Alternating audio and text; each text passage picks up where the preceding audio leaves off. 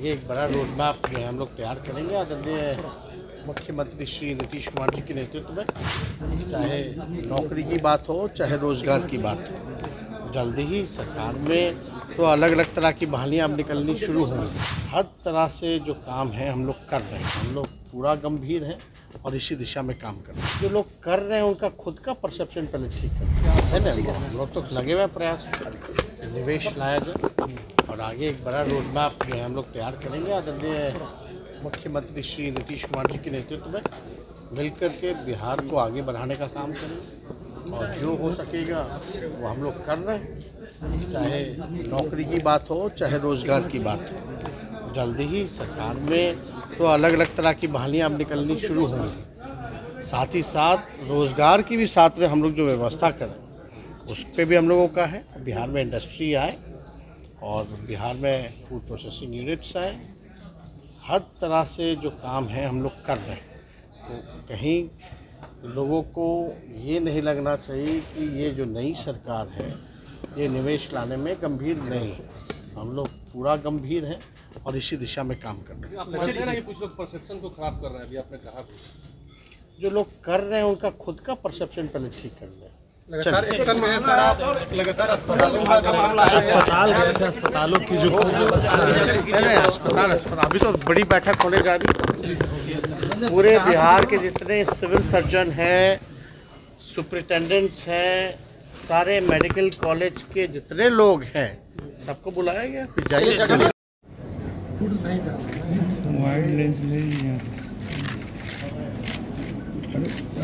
एक तो मोहम्मद इस्लामी जी को दिए ना, टीवी है कल पीछे टीवी हो गया।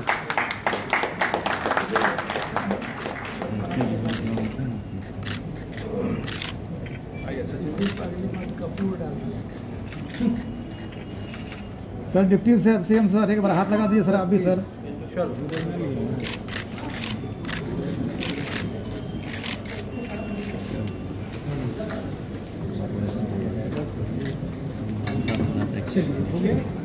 नई सरकार बनी, पहले जो सरकार थी इतना स्ट्रेंथ नहीं था।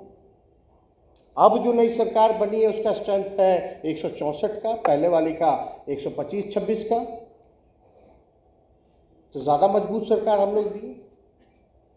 अब जब नई सरकार बनी है तो कुछ लोग जिस दिन बनी उस दिन से एक परसेप्शन गढ़ा जा रहा है कि भैया बिहार में जंगल राज आ गया है। अब रातों रात हमको नहीं समझ में आता, कुछ लोग रहते हैं तो जंगल राज नहीं रहता, और रातों रात कुछ लोग बाहर सरकार से चले जाते हैं तो बिहार में जंगल राज आ जाता है। अब सरकार को लगभग कई दिन हो गए। What difference did you find? कोई डिफरेंस नहीं। अगर परसेप्शन बनाना हो तो हम इतना ही कहेंगे कि भैया हेडलाइन से परसेप्शन मत बनाइए। आप लोग तो निवेश करते हैं किसी चीज़ में तो पूरा स्टडी करके, रिसर्च करके, एनालाइज करके आप निवेश लगाते हैं कि आपको फ़ायदा होगा नहीं होगा। तो जब आप अखबार में खोल करके ऐसा कुछ देखते हैं तो हकीकत भी तो आपको जानना चाहिए, एनालाइज करना चाहिए, रिसर्च करना चाहिए। अब how do we research about it कि बिहार का माहौल कैसा है? About example law and order, you will go through the data है। और लॉ एंड ऑर्डर का सबसे कॉन्क्रीट डेटा कौन देता है? एनसीआरबी, भारत सरकार का गृह मंत्रालय। बिहार का क्राइम रेट क्या है? ऑल ओवर देखा जाए तो 21वां रैंक है बिहार, 21वां। लेकिन परसेप्शन ऐसे बना हुआ है कि आप आइएगा तो पता नहीं क्या हो जाएगा। आप लोग सब जान रहे हैं यहाँ इंडस्ट्री लाने के लिए कनेक्टिविटी बहुत ज़रूरी है। कनेक्टिविटी है, काफ़ी इस क्षेत्र में काम हुआ। अब तो 3 एयरपोर्ट ऑपरेशनल हो गए। पहले से बोधगया चलता था, पटना चलता था, अब दरभंगा भी आ गया। तो आप देखिएगा यहाँ कनेक्टिविटी हो या बिजली हो, या अभी नरेंद्र जी जिक्र कर रहे थे ज़मीन का, एकदम ज़मीन है, उपलब्ध है, इंडस्ट्री डिपार्टमेंट के पास भी है और अर्बन के पास तो है ही, हाउसिंग बोर्ड का कितना ज़मीन है, हर जगह है।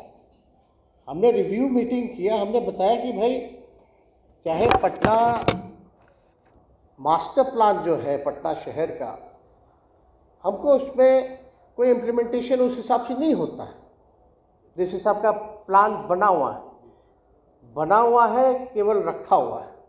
हमने बोला कि भाई शहर तो बढ़ेगा ही बढ़ेगा और शहर में आबादी भी बढ़ेगी,